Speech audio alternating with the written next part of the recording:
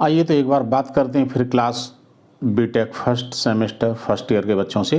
First year के बच्चों का मैट्रिक्स चल रहा था और उसमें हम करा रहे थे eigen values and eigen vectors.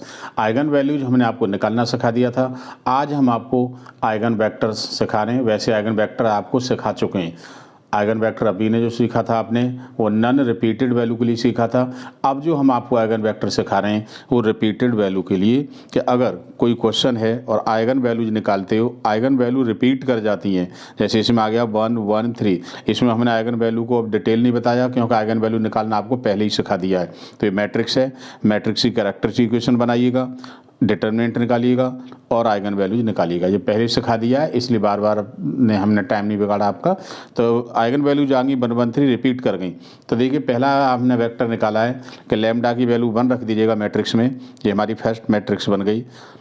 ये हमारी दो रो बिल्कुल जीरो आ रही हैं, तो जो रो जीरो आती हैं उसको हम के मानते हैं। बट यहाँ पर 2 जीरो आ रही हैं तो एक को K1 मान लिया, एक को K2 मान लिया, तीसरी हमको वैल्यू मिल गई।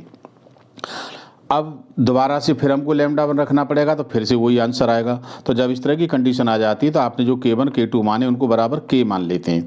तो दूसरा वेक्टर हमारा निकल के आ गया 1 1 -2। थर्ड वैल्यू है आपकी लैम्डा इज इक्वल टू 3। अब हमने लैम्डा इज इक्वल टू 3 रख दिया। ये मैट्रिक्स बन गई। इस मैट्रिक्स के बाद ये मैट्रिक्स बन के आती है। इसमें देखिएगा कोई भी रो पूरी जीरो नहीं है। पहली रो हो गई -x + y + z is equal to 0, but यहाँ से हमको z की वैल्यू मिल रही है 0, तो इसको हमने k मान लिया। थर्ड वेक्टर हमको ये मिल गया।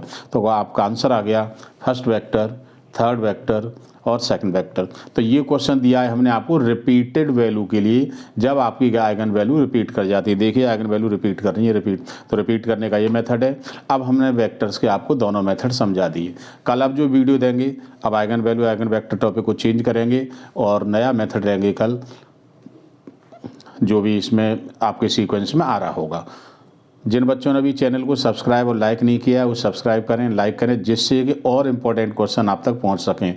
और ये हम आपको पहले बता चुके हैं कि जो हम टॉपिक करा रहे हैं वो सभी टॉपिक ऐसे हैं जिनके एग्जाम में क्वेश्चन आते ज़रूर हैं। तो बस आप मेहनत करते रहिएगा, पढ़ते रहिएगा, हम आपके साथ हैं। कोई दिक्कत हो तो हमें बताइएगा। ओके।